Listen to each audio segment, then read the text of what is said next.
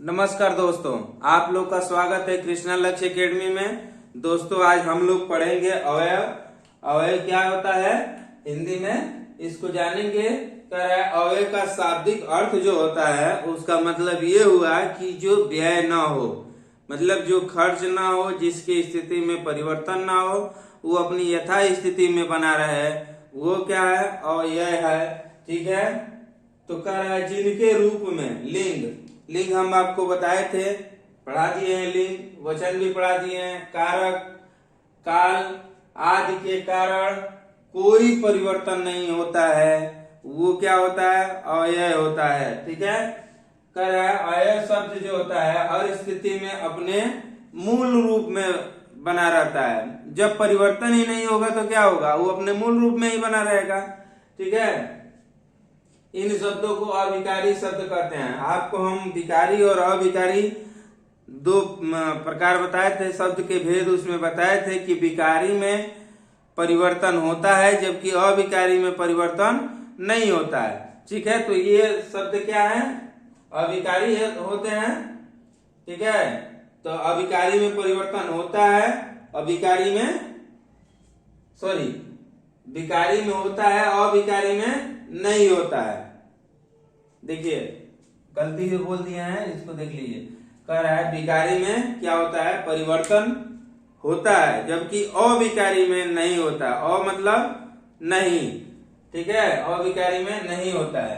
कह रहा है जैसे में इसके जब, तब, अगर, मगर, वह, वहां, यहाँ, इधर, उधर, किंतु, परंतु, लेकिन, इसलिए। ठीक है, ये सब शब्द क्या होते हैं, अवयव होते हैं और ये शब्द अविकारी होते हैं। इन शब्दों का प्रयोग किसी भी वाक्य में कर दिया जाए और इन शब्दों से कोई भी वाक्य बने तो इनमें कोई परिवर्तन नहीं होता है। इन शब्दों का मान लीजिए कि हम इन शब्द का एक प्रयोग कर दिया उसी वाक्य में और परिवर्तन करते जा रहे हैं तो ये वाक्य जो ये शब्द हैं वाक्य में यथा स्थिति में बने रहेंगे, अपने स्थिति में परिवर्तन नहीं होने देंगे। ठीक है, जैसे हम कहें वह यहाँ से चला गया। ठीक है, कहें कि वह यहाँ से चला गया, यही हम कहते वो यहाँ से चली गई। तो ये क्या हो जाता, लिंग वाली उसमें स्त्रीलिंग हो जाता। तो देखिए वह चला गया में भी वह में परिवर्तन नहीं हो रहा है जबकि वह चली गई में भी वह में परिवर्तन नहीं हो रहा है। तो ये क्या है, अवयव शब्द है। ठीक है, या अविकारी शब्द है, इसमें कोई परिवर्तन नहीं होगा। ठीक है, अब है जब वह जाएगा। ठीक है, जब वह जाएगा तो देखिए जब में भी परिवर्तन नहीं होगा, उसको हम जाएगी लिख देंगे। ठीक है, या वे जब वे जाएंगे ऐसे लिख दें, चाहे लिख दें जब वह गया, कुछ भी लिख दें तो इस जब में परिवर्तन नहीं होगा। कहने का मतलब जब में परिवर्तन नहीं हो रहा है तो जब शब्द क्या हुआ, अविकारी शब्द हुआ। और जब अविकारी शब्द जो होता है, अवयव शब्द जो होता है अविकारी शब्द होता है। आपको हम बताए थे अगर अच्छा हो। ठीक है, दिया है अगर अच्छा हो, अगर अच्छा नहीं हो। ठीक है, अगर अच्छा होगा, अगर अच्छा होगा, इसमें अलग अलग कर सकते हैं। अब कह रहा है अवयव जो होता है, अवयव इसके भेद, इसके 5 भेद होते हैं। पुरानी किताबों में 4 ही भेद दिया है, मूल रूप से इसके 5 भेद होते हैं। कई जगह 4 दिया है लेकिन आप इसको 5 पढ़िए क्योंकि अभी एग्जाम में एक एक्स्ट्रा जो है नई किताबों में निपात दे दिया। निपात से भर भर के एग्जाम में सवाल देता है। मैक्सिमम जो से आता है वो निपात से ही आता है। ठीक है, तो इसको देखते हैं। इसके भेद, क्रिया विशेषण अवयव, दूसरा है संबोधन अवयव, तीसरा है समुच्चय बोधक अवयव, चौथा है विस्मयादि बोधक अवयव और 5वां है निपात अवयव। ठीक है, अब देखते हैं क्रिया विशेषण अवयव क्या कर रहा है? क्रिया विशेषण नाम से ही लग रहा है कि क्रिया का विशेषण मतलब क्रिया का विशेषता बताने वाला जो अवयव होगा, अर्थात क्रिया का विशेषण बताने वाला अविकारी शब्द वह अवयव होगा जिसमें जो कि क्रिया विशेषण अवयव कहाएगा। ठीक है, तो कह रहा है जिन शब्दों से क्रिया की विशेषता का पता चलता है उसे क्रिया विशेषण अवयव कहते हैं। जैसे घोड़ा तेज दौड़ता है। अब देखिए दौड़ता है, ये क्या हो गया? क्रिया हो गया, और इसकी विशेषता क्या बता रहा है? तेज। तो तेज क्या हो जाएगा? अवयव हो जाएगा, और अवयव में क्या हो जाएगा? क्रिया विशेषण अवयव हो जाएगा, क्योंकि क्रिया का विशेषता बता रहा है। वैसे कहे सूरज जो है सुंदर लिखता है, तो लिखना जो है क्रिया हो गया, लेकिन लिखने की विशेषता जो हो गई सुंदर हो गई। तो जो सुंदर है वो क्रिया की विशेषता बता रही है, तो ये हो जाएगा क्रिया विशेषण। और कौन सा क्रिया विशेषण? ये सुंदर में तो परिवर्तन होगा नहीं, इसलिए अवयव हो जाएगा, तो क्रिया विशेषण अवयव हो जाएगा सुंदर शब्द। ठीक है, इसका अगला हम लोग देखते हैं संबंध बोधक अवयव। जो अवयव किसी संज्ञा के बाद आकर उस संज्ञा का संबंध वाक्य के दूसरे शब्द से दिखाते हैं उसे क्या कहते हैं? संबंध बोधक अवयव कहते हैं।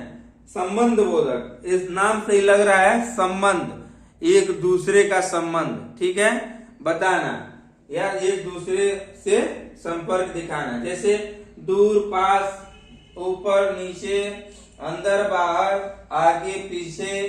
ठीक है, बिना, ये सब क्या है? संबंध बोधक अवयव है। ठीक है, जैसे एग्जाम्पल में वृक्ष के ऊपर पंछी बैठे हैं। किसके ऊपर?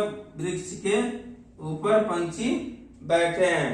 अब इसमें कुछ भी हम परिवर्तन करते हैं, कहते हैं वृक्ष के ऊपर पंछियां बैठे हैं, नहीं इसमें परिवर्तन करेंगे तो इस ऊपर वाले शब्द में कोई चेंज नहीं हुआ, कोई परिवर्तन नहीं होगा। उसी तरह हम कहते हैं धन के बिना कोई काम नहीं होता। तो देखिए ये बिना जो है अवयव शब्द है, वो भी संबंध बोधक अवयव है, इसमें कोई परिवर्तन नहीं होगा। मकान के पीछे गली है, तो देखिए पीछे गली है, तो इस पीछे वाले शब्द में कोई परिवर्तन नहीं होगा क्योंकि ये संबंध बोधक अवयव है। इसी तरह हम कहें कि छत के ऊपर वस्त्र हैं, या छत के ऊपर क्या है? छज्जा है। तो अब ऊपर छज्जा है, छत के नीचे बिस्तर लगा है। ठीक है, ऐसे शब्दों का जब हम इस्तेमाल करते हैं ऊपर नीचे, तो इसमें कोई परिवर्तन नहीं होता है।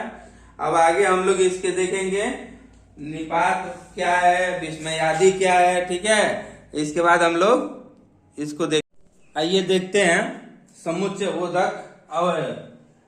कह रहा है जो शब्द दो शब्दों, वाक्यांशों को जोड़ते हैं। कहने का मतलब है कि जो समुच्चय है, समुच्चय का मतलब कि ज्यादा का मतलब कि बढ़ना, तो जब जोड़ेगा तभी तो बढ़ेगा। कह रहा है कि जब दो वाक्यांशों को जोड़ देगा, वाक्यांश मतलब वाक्य के भाग या वाक्य के पार्ट।